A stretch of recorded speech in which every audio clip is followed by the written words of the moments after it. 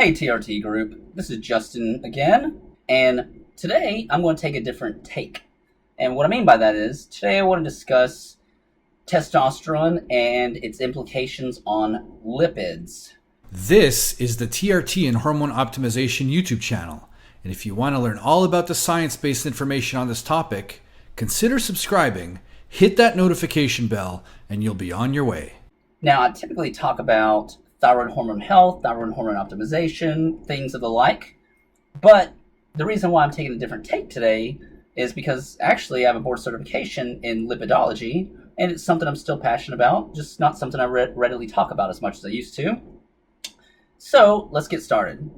Now, when we think about testosterone and lipids being in the same sentence, testosterone and lipids always has a negative correlation with one another. That's what people historically think. People typically say, if you're on testosterone, you need to watch your lipids going to get bad. Actually, I had a patient of mine see me recently, and he saw his cardiologist not too long ago, and he said to me that his cardiologist told him verbatim that he wishes he could remove all testosterone out of all men. To me, that sounds like his cardiologist has low T, okay? Now, when we think of testosterone and lipids, we especially think that testosterone is destructive on your HDLs. That may not necessarily be true. There's actually newer literature emerging that's showing that low testosterone is positively correlated with having a pro-atherogenic profile. When I say a pro-atherogenic profile, I mean low HDLs, high VLDLs, high trigs, high LDLs. That's what we call an atherogenic dyslipidemic profile. And those profiles are considered to be more associated with having higher incidence of cardiovascular disease. Let me rephrase that. Lower testosterone is associated with having a lipid profile that's more correlative with higher incidence of cardiovascular disease. I said low testosterone, not high testosterone. So in fact, there's more studies showing that testosterone in of itself is inversely correlated with VLDL levels, LDL levels, triglyceride levels, and total cholesterol levels. So what that means is that your testosterone levels are higher and more optimized. Those lipid levels that I just mentioned tend to be naturally lower.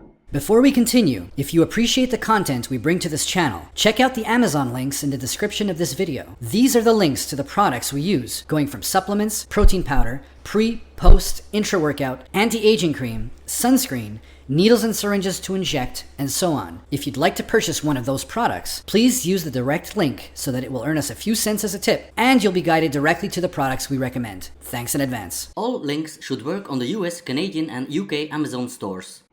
The Rancho Bernardo studies even showed an inverse correlation with higher testosterone levels and lower VLDL levels.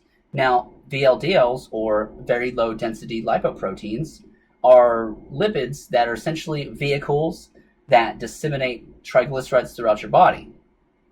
Now, VLDLs and triglycerides being high is, like I said earlier, associated with an atherogenic dyslipidemic profile.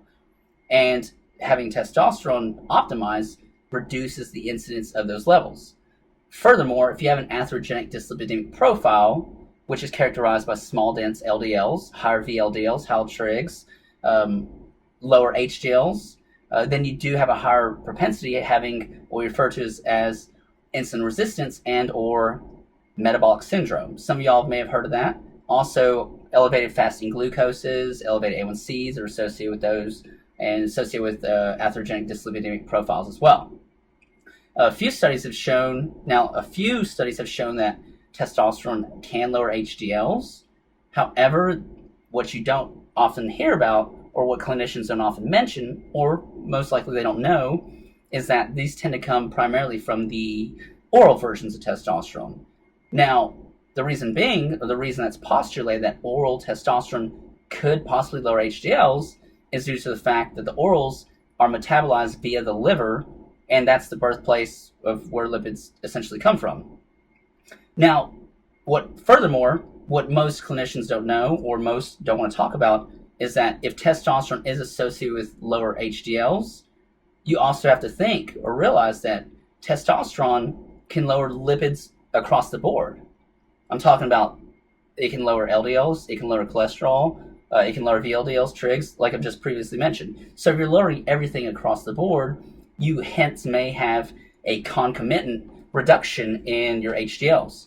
However, there's also studies coming out talking about that HDLs don't appear to have the cardiovascular protective effects that were once postulated to be. In fact, the Illuminate trials, which investigated a drug called torcetrapib, which actually is a cholesterol ester transport protein inhibitor, that drug, torcetrapib, increased HDLs by 72%, but it did not increase the protection, the cardiovascular protection that HDLs were suspected to have. Lastly, many ask me, so how does testosterone lower HDLs if it does? Well, to explain this, I have to tell you how HDLs work. Now, HDLs participate in a process called reverse cholesterol transport. So in this process, HDLs are produced in the liver, they go out throughout the body, they find macrophage-laden lipids, they scavenge those lipids, they take it back to the liver for disposal, and that's how that cycle goes. So HDLs go out, grab the lipids, take them back for disposal. Testosterone is actually suspected that it accelerates that cycle. So if you're rapidly having HDLs go out, get disseminated, then come back for disposal, their lifespan gets reduced, but at the same time they're working double time. So that's how it's suspected that testosterone possibly could lower HDLs, which in fact, that would be a positive process.